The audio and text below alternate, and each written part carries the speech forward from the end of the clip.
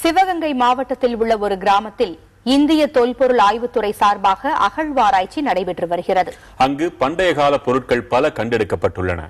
இது 2200 ஆண்டுகள் பழமை வாய்ந்தவை என ஆராய்ச்சியாளர்கள் கூறுகின்றனர். சிவகங்கை மாவட்டம் திருப்புவனம் அருகே உள்ளது கீழடி கிராமம்.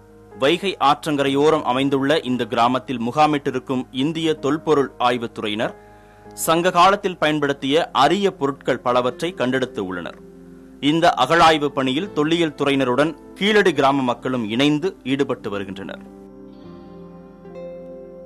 எங்களுக்கு 2000 வருஷத்துக்கு முன்னால இங்க இருந்த மக்கள் இப்படி இருக்கிறதுனால நாங்க இருக்கிறதுக்கு எங்களுக்கு ரொம்ப பெருமையா இருக்கு, ரொம்ப சந்தோஷமா இருக்கு. நாங்க இதை ஒரு ஆர்வமாவும் ஒரு அக்கறையாவும் இதை வேலை செஞ்சுக்கிட்டு இருக்கோம்.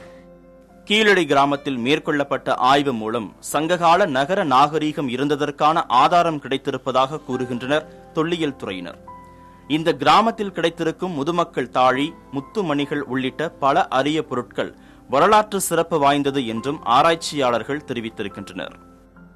80 ஏக்கர் பரப்பளவு 3.5 கிலோமீட்டர் சுற்றளவும் உள்ள இந்த பகுதியை நாங்கள் தேர்வு செய்து ஆய்வை மேற்கொண்டோம்.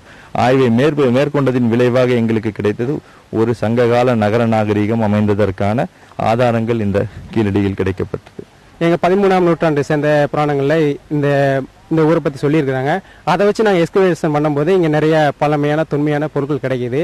தமிழகத்திலேயே ரொம்ப தொன்மையானதா கருதப்படுது. ஏன்னா பாண்டியர்கள் அந்த காலகட்டத்திலிருந்தே தொன்று தொட்டு மற்ற நாடுகளோட மானியம் பண்ணியிருக்காங்கன்னு சொல்லி பல ஆய்வாளர்கள்லாம் சொல்லியிருக்கிறாங்க.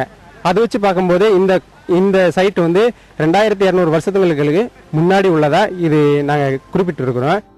கீழடி கிராமத்தில் 80 ஏக்கர் பரப்பளவில் நடைபெற்று வரும் ஆய்வின் முடிவில் இன்னும் பல அரிய பொருட்களும் வரலாற்று பதிவுகளும் கிடைக்கும் என எதிர்பார்க்கப்படுகிறது.